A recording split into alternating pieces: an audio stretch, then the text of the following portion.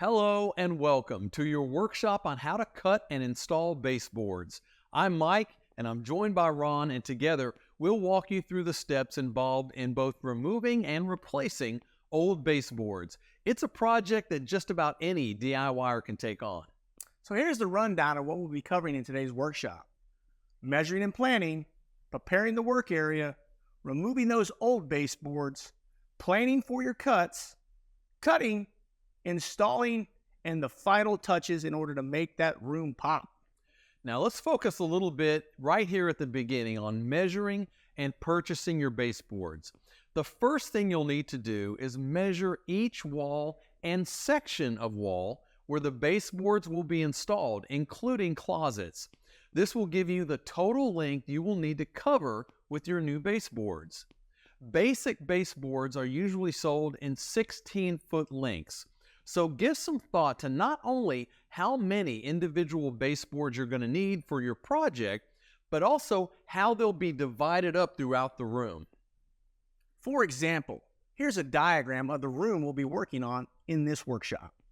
So Ron, looking at this room, if you walked into this room, how would you go about planning out the whole baseboard project? Well, the first thing that I would do is I would take a look at the entire room. I'd choose my largest walls first, and chances are, if it's not bigger than 16 foot, you can get away with one run of 16-foot baseboard. And then I work my way around the room, and that's how I would choose the baseboard as far as the total amounts needed. So looking at this room, based on the math that we've done, we've decided we're going to need 5 16-foot baseboards. So look at the left wall. The left wall is 15 foot, 8.5 inches. That's obviously just shy of 16 feet, so you can plan to just put one piece of baseboard on that wall. Looking at the back wall, it's 14 foot, 8 inches. So that's a little over a foot and 4 inches Right. shy of 16. So that would be another 16-foot baseboard with a little bit left over that you could plan to use somewhere else. You look at the right wall, it's 14 foot, 8 inches as well. So you're going to end up with that same little leftover piece. So for those 3 walls, you would need 3 different pieces of baseboard. The parts that are left over, you could plan to use those parts somewhere else in the room. So look in the closet. There are 2 8.5-inch pieces. So those foot and 4-inch pieces would cover that. But if you're looking at this room, just like I did the first time I looked at this, I thought, well, that's probably 3 pieces. All of those smaller walls, that's probably another piece of baseboard. But it's not. If you do the actual math and you add that up, it actually comes out to 246 inches. That works out to be 20 feet and 6 inches. So one piece of 16-foot baseboard is not going to cover that. Even if you take those 2 little pieces and take away those 8.5 inches, that's still going to leave around 18 feet of wall that you've got to cover. So that means we're going to need 2 additional pieces for that section of the room. So all told, again, 3 for the larger walls and 2 for the closet and the areas outside the closet. So all told, that's 5 pieces of 16-foot baseboard. So Mike, you also need to consider that if you're new to, cutting and using a miter saw, you might want to get extra baseboard just so that you can make practice cuts and get familiar with it, because mistakes are going to happen and you need to recognize that and plan for it. So usually you want to get about 10% more than what you think you're going to need. Right, and think about this. Again, in our case, we're going to end up with so much extra. We're going to have more than 10% extra. So if your overall measurements come in significantly lower than what you have to purchase, you don't necessarily have to worry about the 10%. You've already got that. But if your total, when you add it up, if it's really close to whatever the amount of baseboard is you think you're going to buy, if those totals are pretty similar, that's when you want to go ahead and plan to get a little bit of extra. So it depends on how it works out. In our case, we've already got 10% extra. If that's not the case for you, plan to purchase that because it's really important. Now, another thing to think about, leftover baseboard can be returned. Just check with your store for details on the specifics of that. but it's also a good idea just to keep some scraps on hand anyway. There's no guarantee that the exact baseboard that you're installing is going to be available several years from now, the next time you need to replace some baseboards. So those extra pieces left over after the installation can be used when you're doing repairs in the future. So another reason to have a little bit of extra on hand. Even if you don't use it, keep it in case you need it in the future. So now you know what you need. Now it's time to shop for it. So consider choosing baseboards that are taller than the ones you're replacing. This will ensure that you're able to cover any slight damage that may occur from removing those old baseboards. In addition, bigger baseboards are going to make for more wow factor and give you more pop in that room. Yeah, especially like in our case, we had really small baseboards in place that we were replacing with larger ones.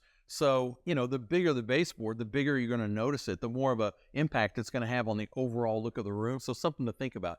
Next, you'll want to prepare the area that you'll be working in. You want to clear the area around the walls. Remove any furniture or obstacles near the baseboards to provide you clear access, especially things like beds, dressers, any furniture or tables. Now, depending on the size of your room, you may be able to get away with just moving everything to the center of the room. However, considering that you'll be maneuvering long pieces of baseboard around the room, you'll save yourself a lot of frustration by just going ahead and moving everything completely out of the room. Anytime you save on the front end by not doing that, you're going to waste it later when you're constantly trying to work around things, move stuff out of your way, or just step over things. Trust us, it's worth the time at the beginning of your project just to move everything out. So now consider laying down drop cloths or some kind of drop plastic in order to protect the floor. And here's a quick tip for you. You can actually stuff the drop cloth up under the baseboard while you're removing it. That way it'll keep the floors nice.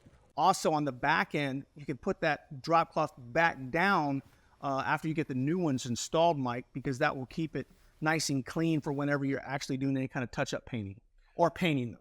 Right, and just think, you can use drop cloths throughout this process. You can have it there while you're removing it because there's going to be pieces of old caulk that come out.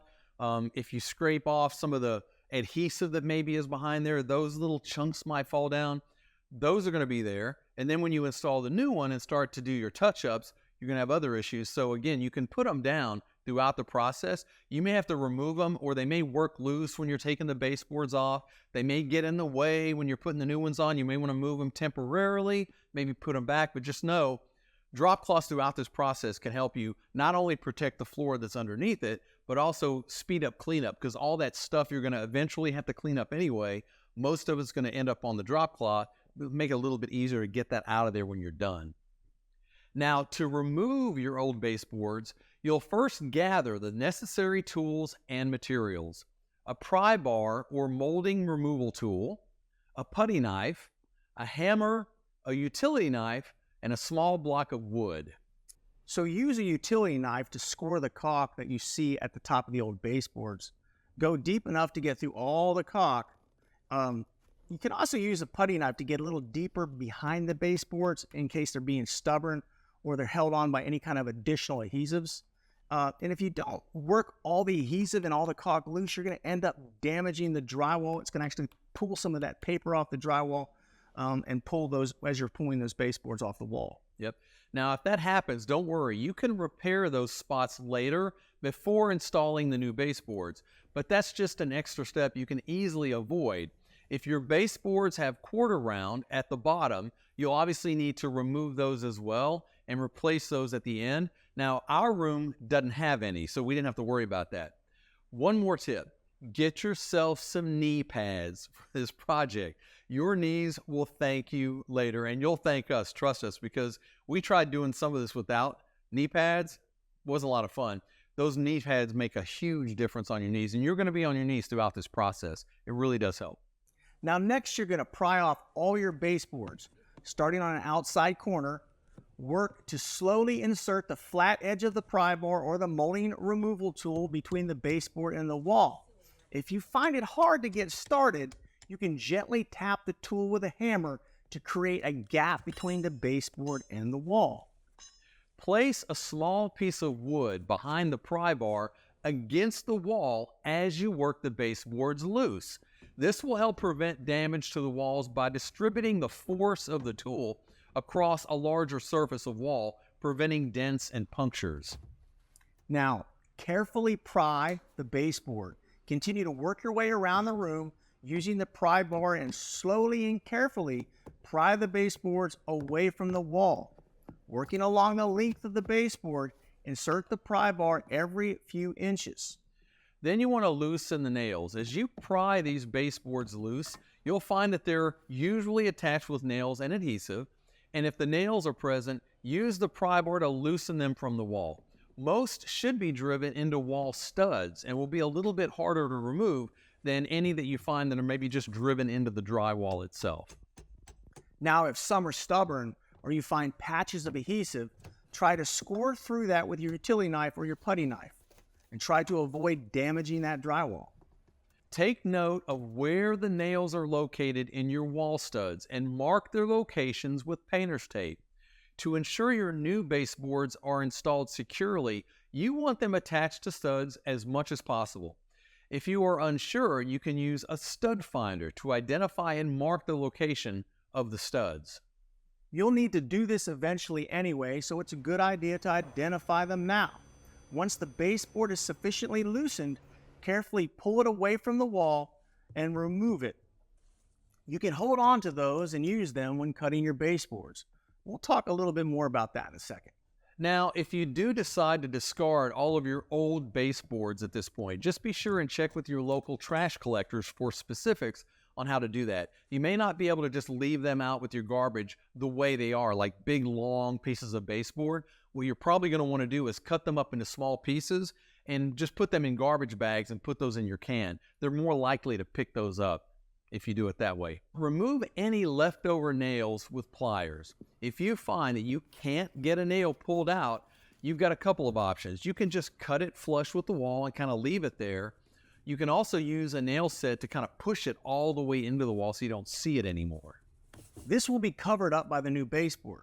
Now here's a tip that we just referenced, Mike. You can use those old baseboards as templates. Not only can you practice cutting with them, but you can also use them by marking them and labeling them in conjunction with your diagram.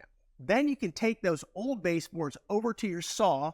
You can actually put them on your saw and use them as a guide as you work your way around the room. You know, when I think about this, when I was a kid, I know people don't do this as much anymore, but when I was a kid, my mom made a lot of our clothes, and she always had these patterns, you know, and you have a piece for the side of the shirt, and you have that, and you connect it to the material, and you cut out the material. But as you're looking at the old piece, you can just confirm that you're making the exact same kinds of cuts on the new piece. So it's really just a template, kind of a pattern to have there with you to make sure that your angles are the same, because you can get a little confused on the angles when you're doing this. So it's just like just something to have there to make sure that you are clear on where you're headed with your cuts. So you can simply reference them as you're cutting the new baseboards to make sure that you're making the right angled cuts at the ends of each piece. This can really help you kind of stay on track and avoid any confusion when you're making your cuts. You'll be making a lot of them, and getting confused can be normal. So this will definitely kind of help avoid that. Another tip, look on the back of the pieces. There's a good chance that the contractor that installed them initially did what we're asking you to do. They may have labeled them. They may have made their measurements on the back. Now, it might have been a long time ago. It might be faded. It might be hard to read, but it's worth a try just to kind of check to see, just to double check that, hey, this measurement's already here and it's the same as what I measured. It's just another checkpoint to make sure that you're on track. Now, I just want you to think of it as puzzle pieces. You're using them to create new pieces and ensuring that they match the old ones. Yep. Now, it's time to inspect and kind of clean up after you removed all that stuff. Once all the baseboards have been cleared away, inspect the wall for any damage. Clean the wall surface where the baseboards were attached, removing any debris or old caulk and adhesives. You can do this with a scraper or a putty knife.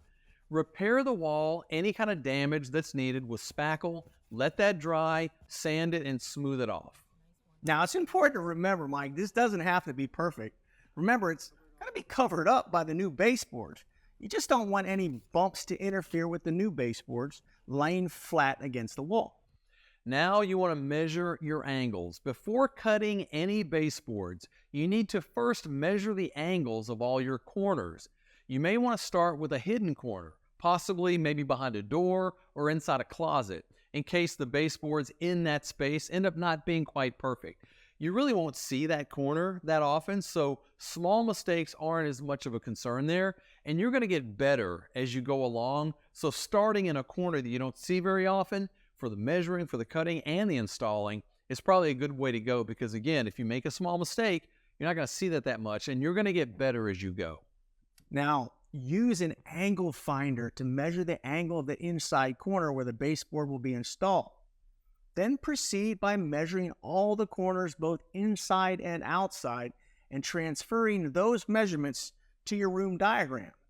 That way you can reference this anytime you get stuck or confused about what's needed throughout that install. Now let's talk a little bit, Ron, about the 90 degrees that you hope all of your corners are. When you use the angle finder and you put it against the wall, it's going to tell you what the degree total is for that corner. In most cases, hopefully it's 90 degrees. If it is, you simply divide the 90 degrees in half. That means that each half of that corner is 45 degrees. So those are the cuts that you're going to need. When you go to make your angled cuts on the two pieces that are going to meet on either an inside or an outside corner, each half needs to be half of whatever that corner is. So again, if it's 90 degrees, each cut is going to be a 45 degree cut. When you put them together they make the 90 degree corner. Now, it's not so much a big deal when we're thinking about that inside corner, because inside corners are kind of easily, cleaned up with a little caulk, a little wood filler. And they're kind of hidden in a corner. They're not protruding like an outside corner. That's right. It's the outside corners that you want to be real particular about, because you want a real tight miter. And how you get that, use that angle finder. And like Mike said, if it's 91 degrees, well, then you can angle it and make sure that you have that right half that you're going to need in order to make that miter fit tight. So I was just going to say, what do you do if it's not quite 90 degrees? Let's say your corner is 92 degrees. Then what do? You divide it in half. That's right. So then, of course, that would be what, 46 degrees. 246 degrees. That's right. And I guarantee you, if you cut it at 46 degrees, one side and the other side, and you lay it on there, it's going to fit just like it was a 90-degree corner. Right. And you'll see this later when we start making our cuts. Depending on the saw that you have, some may have more options for, different kinds of cuts than others. You want to just get as close as you can. If you get some weird angle and it's not an option, like the half of that corner isn't an option on your saw, you just want to get as close as you can. Like Ron said, you can always fill in that gap that's left with caulk at the end of the process, and you'll never know it's there. Once it's done and it's sanded and you paint it, nobody's ever going to know it's there. And these are small differences that we're talking about. These are little minute differences. So now let's take a minute, Mike, to discuss the different cuts that they're going to be encountering whenever we're dealing with any type of molding project. You have the inside corner, the outside corner, and something called a scarf joint cut. So let's talk about those. What is an outside corner? An outside corner, of course, is going to be two outside cuts that are going to come together to form kind of like a little pitch, and they're going to fit together on that outside corner.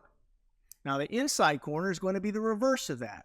It's going to be like that inside peak. Like if you have the outside peak and then you have the inside peak, that's exactly what the inside corner is going to be as well. So just think of it this way, just a normal square room, all of those corners are inside corners. They're pointing inside into the corner of the room. Outside corners are the opposite of that. So think about if you've got a closet that jets out, or a fireplace, or some part of a wall that jets out. That outside corner that's pointing out away from the wall, that's an outside corner. If it's pointing into a corner, it's an inside corner. I think about it like this too. You go around the corner, that's an outside corner. Yes, that's true. Something like that. Or if you're misbehaving and you're told to stand in a corner, that's the inside, corner. Now, what about a scarf joint? I'm real familiar with the inside corner. I've spent a lot of time in corners. So a scarf joint is when you take a piece of molding It can be any type of molding. It can be crown molding, baseboard molding, and you're going to run it. It's like a long run, and you don't have enough to finish off the wall. So you have got to take and put two pieces of molding together. They are typically two 45-degree cuts opposite that lay on top of each other. Real important to remember that you want to start a scarf joint cut on a stud and then finish the other one on top of it so the stud helps hold it together. It is two cuts, it is a joint, but the cuts are going in the same direction because they're meeting on a flat surface, not in a corner. So it's a joint just like the other two, but they're cut a little bit differently and they're connected a little bit differently. But you can see how what the differences are as we show you these examples. But those are the three ones that exist, and the only ones you're going to have to deal with: inside corner, outside corner, and a scarf joint. Let's go back to the diagram of our room and talk about the different options for cuts depending on where these pieces of baseboards are going to be installed. So as you look at the diagram, this first piece here, this is a 33-inch piece. You'll notice that the edges are different. Here's why. The left-hand side of that piece of baseboard is meeting in a corner, and that's an inside corner. So there is going to be an inside angled cut on the left-hand side of that baseboard. The right-hand side is different. It's a straight cut. Why is that? It's not meeting in a corner. It's running up to the side of a door. That's the entrance to the room there, and there's case molding around the door, and that's going to be a straight edge. So that piece will be an angled cut on the left-hand side, but a straight cut on the side that meets that door. Right, now what about this one, Ron? So that's just a butt-to-butt cut, believe it or not. It's just a straight cut, 0 degrees on one side and 0 degrees on the other. You're going to have that sometimes whenever you have like a door going into another door or something, a door casing into another door casing. Yeah. This next piece over here on the other side of the closet, that's kind of the opposite of that 33-inch piece. This is a 20.5-inch piece. It's a straight cut on the left side, but it's an angled cut on the right side because it's meeting in that corner. Now, what about these two, Ron? Those two are actually the other ends of those corners. So that's actually going to be an outside cut. Then on the other end are going to be inside cuts that are going to be kind of like going into that corner. So as you look through these, just think about where it's going in the room and what it's meeting, because that's the other thing that's going to determine the cut is not only where it goes, but what it's bumping up against. What about this one, Ron, in the back of the room? It's going to be two inside corner cuts.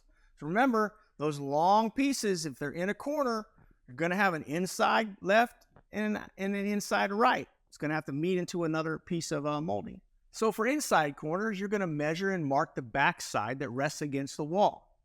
But the back side will be slightly longer than the front side for these cuts. For outside corners, you also mark your boards on the wall side of the baseboard. But in these cuts, the wall side of the baseboard will be slightly shorter than the front side. Be aware of this as you're planning out your cuts. So here's a few tips before you start cutting. For this, in any project requiring cutting wood, the tip is to simply cut those baseboards a little long. That way, you can walk the cut back and trim it as needed so that you can get that perfect fit. Instead of trying to be perfect the first time, and then you end up cutting it a little short, and now you can't use that piece of wood for that particular wall. Right, because you can always shorten a cut, but you can't obviously lengthen a board if it's been cut too short. So this also helps account for the thickness of the blade, which can throw off your cuts as well. That's right. And the average kerf on a blade is about 1/8 of an inch. Now think about that for a second. If you take the mark with your blade, then you are 1/8 of an inch short. You're automatically shorter than you need it to be. Right. But it's also depending on which side of the miter saw that you're on. Right. And so think about that. If you cut a little bit extra and the blade takes off the little bit of extra, it might be perfect. But you always want to err on the side of being extra long because you can shorten it. But you don't want to be on the short side of the mark because then it's automatically too short. It's not going to fit. You got to start all over and you've wasted that piece of baseboard. Now, I'm an advocate for this next tip. Consider painting those baseboards first, letting them dry before you start making those cuts. Having them painted on the front end means that you only need to do touch-ups after you install. And this is done a lot quicker and a lot less messy than if you had to paint them while they're actually already installed. Yeah, a lot of people won't think about this. They'll think, well, I'm going to be carrying them and installing them. I'm going to mess them up. Yes, but the little marks that you might make on installation, those are little spots. You can always fix those. You can always paint over those little places later on, as opposed to painting the whole thing. Not to mention, it's a lot easier to paint the baseboards up on a sawhorse or something, standing up, quickly painting them, as opposed to installing them and then getting back on your knees. You've been on your knees the entire time you've been doing this and doing the painting while they're in place. Not only is it tougher to do, it's bad on your back, it's bad on your knees, but you also risk getting paint on your carpet, on your hardwood, on your wall. The more paint you can do on the front end, the less messy it's going to be on the back end. It's going to save you some time and a lot of frustration.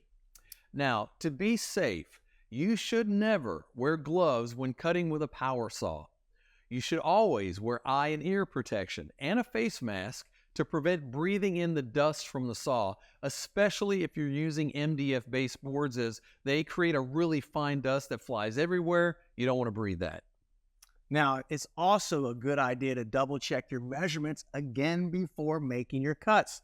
Check to make sure the measurements that you've noted on your diagram are accurate and that you use the diagram as a reminder when cutting your baseboards. It really is a map. It's going to help you because, especially for folks who have never done this, it's a lot of angles, it's a lot of measurements, it's a lot.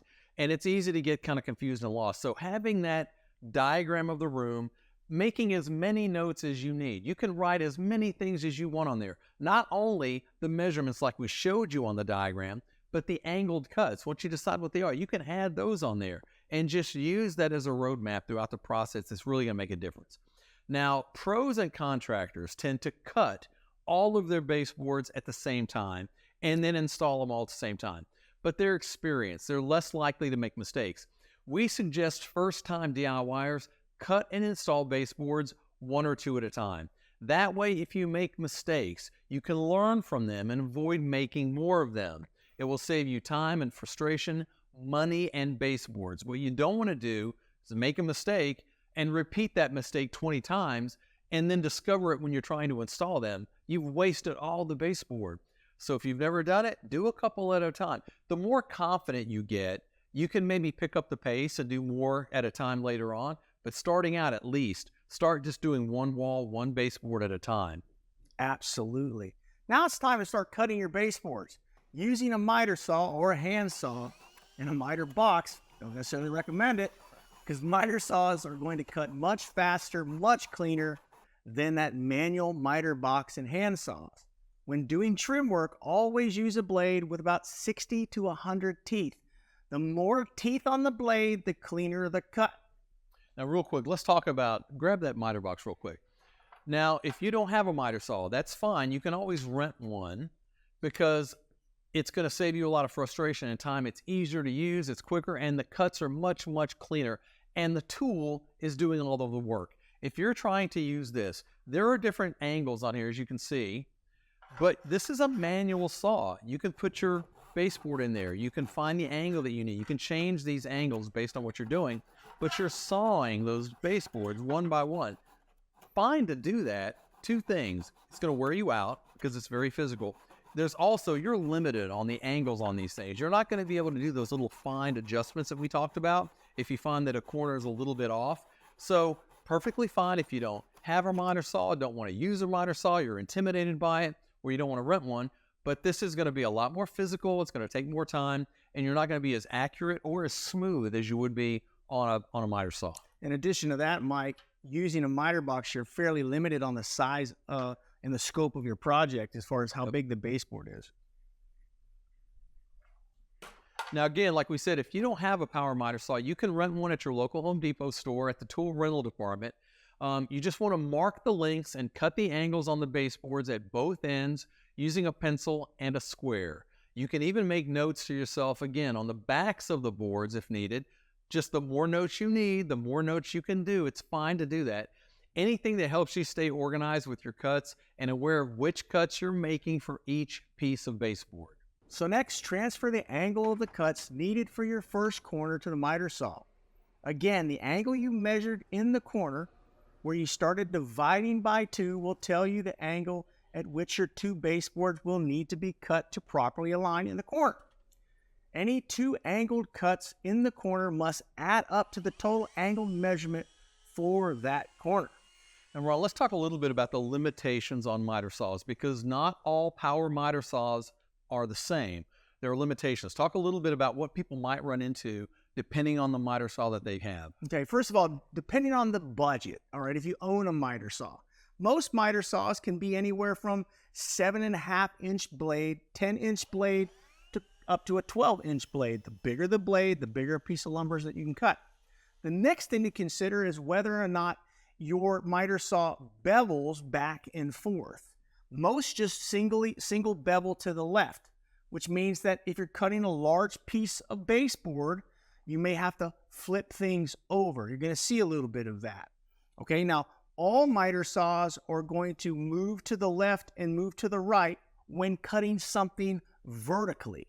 It's the laying flat cuts that require a beveled cut.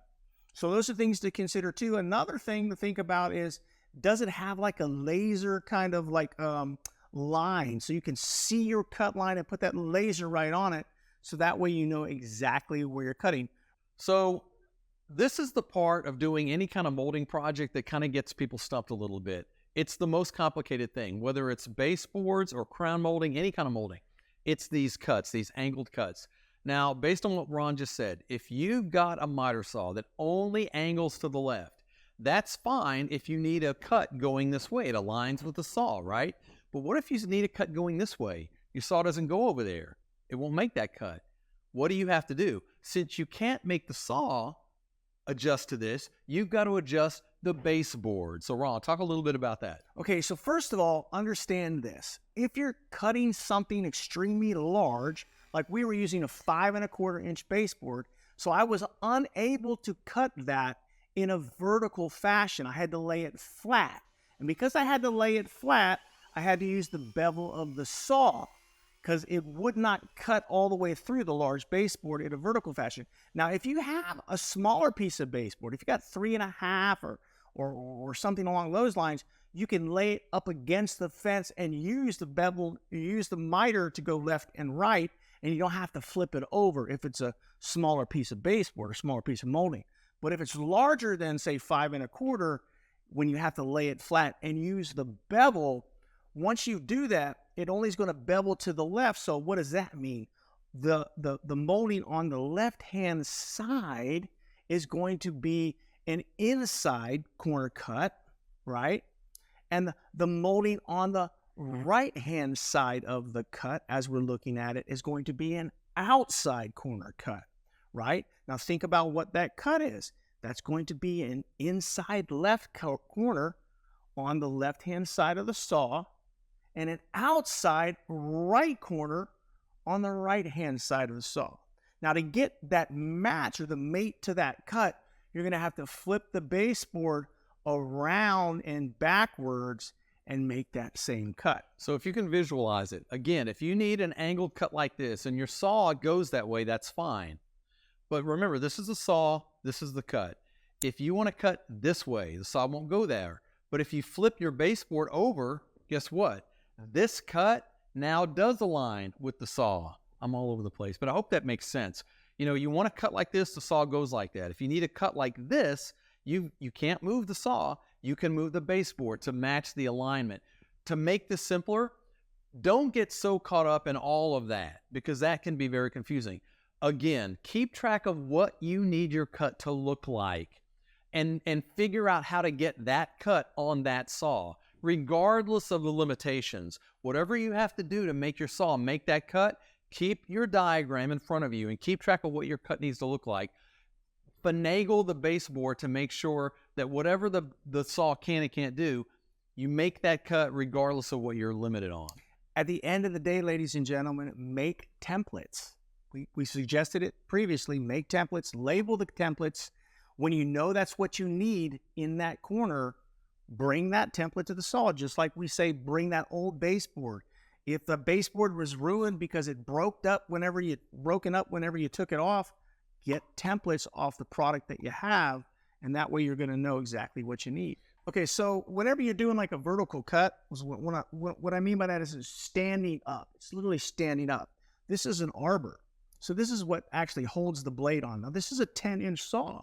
I'm limited to from here to here for the size that I can cut, or else it's going to hit this. Right. It's going to hit this and I can't make the cut.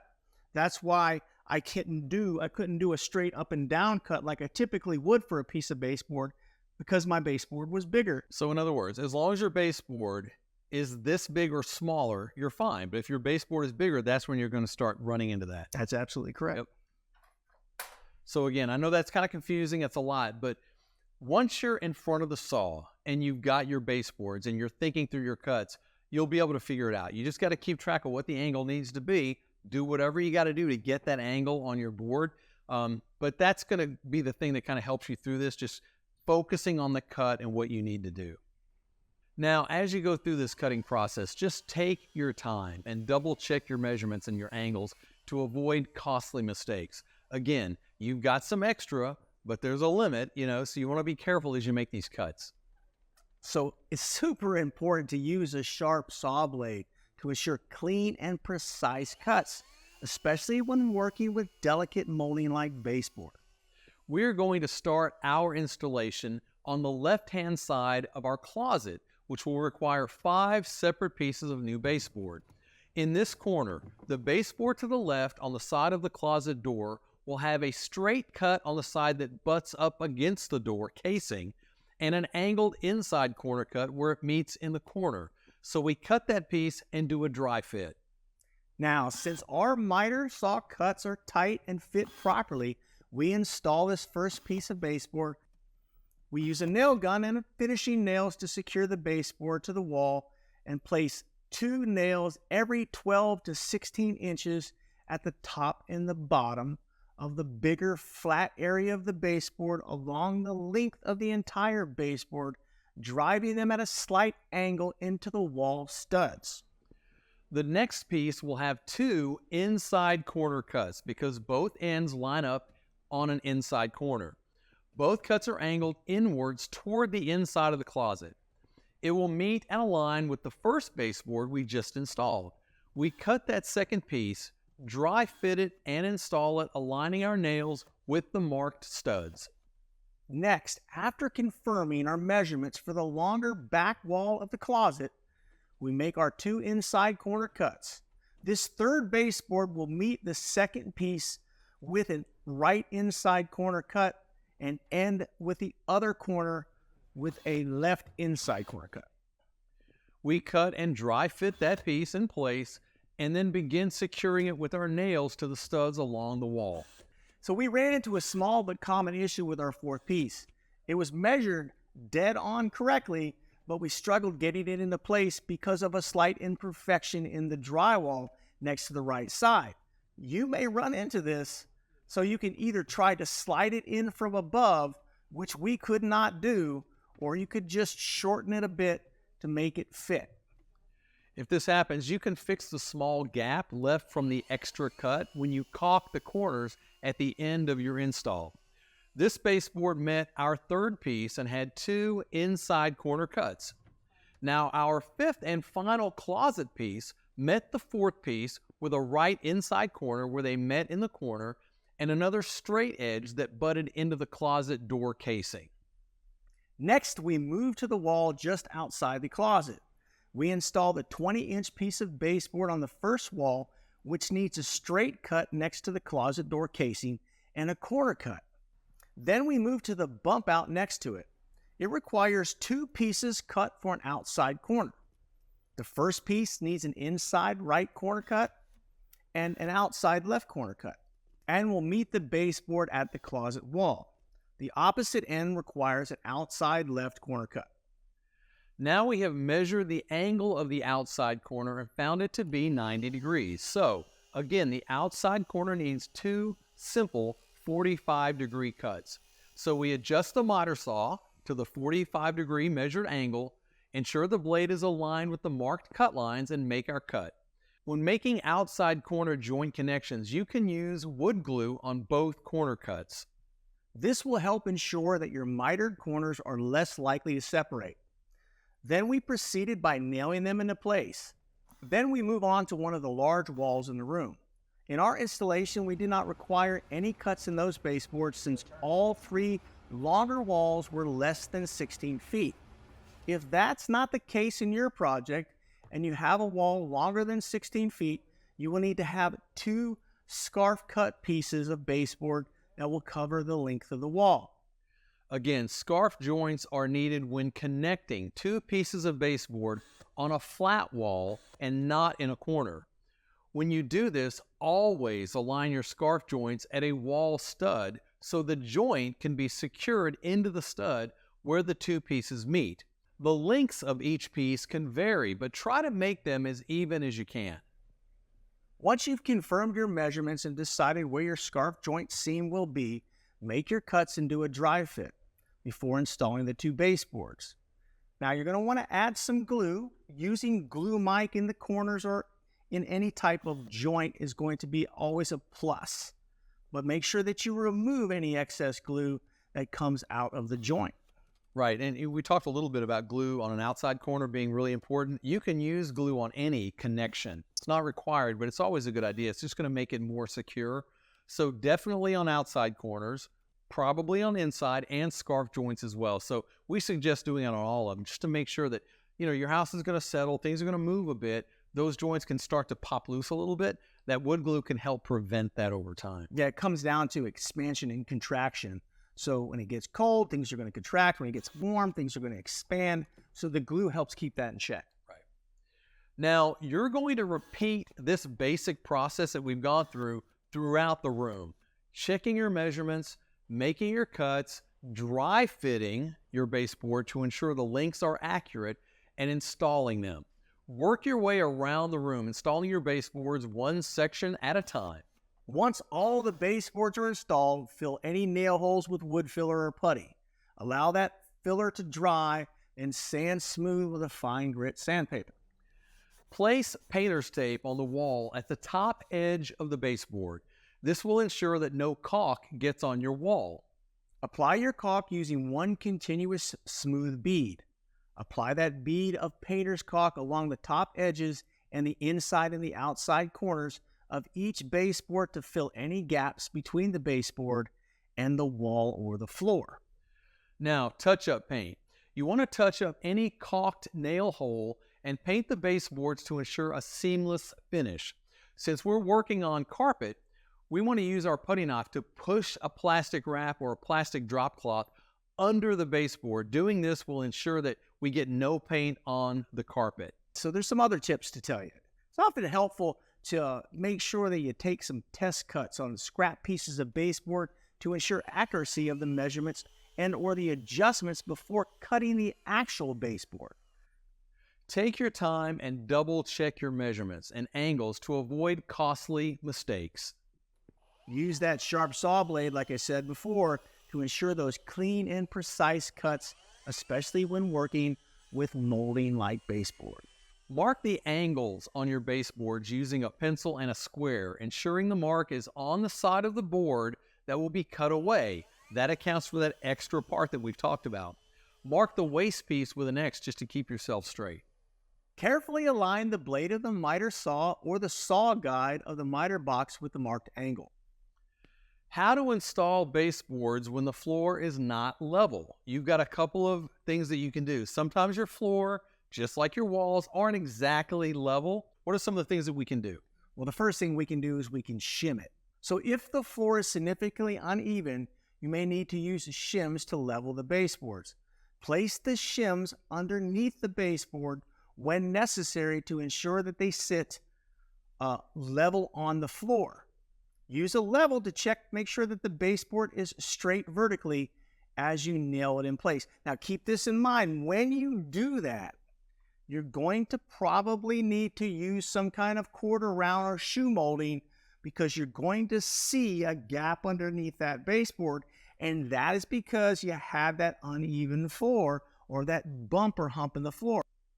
Now, another option you have is scribing. What is that? In cases where the floor varies in height along the length of the wall, you may need to scribe the bottom of the baseboard to match that contour on the floor. This involves tracing the irregularities of the floor onto the baseboard and carefully cutting along that line to make the bottom of the baseboard that used to be straight now not straight to align with the floor, which is also not straight. Now, flexible caulk, you're going to use that to hide any gaps between the baseboard and the floor caused by that unevenness. Mike brought that up earlier. You can use that flexible caulk by applying a bead of that caulk along the bottom edge of the baseboard before painting it to create a seamless finish. Now, here are the tools that you'll need for this project. We've shown them, but we haven't really talked about and listed them out. So that's about it for this workshop on cutting and installing baseboards. Here's what we've covered: measuring and planning, preparing the work area, removing those old baseboards, planning for your cuts, cutting your baseboards, installing, and then those final touches that will make that room pop. But with that, we will wrap up this workshop. So for myself, Ron, and the entire Home Depot How-To Workshop team, thanks for joining us today. Good luck with your project. And as always, thanks for shopping at the Home Depot.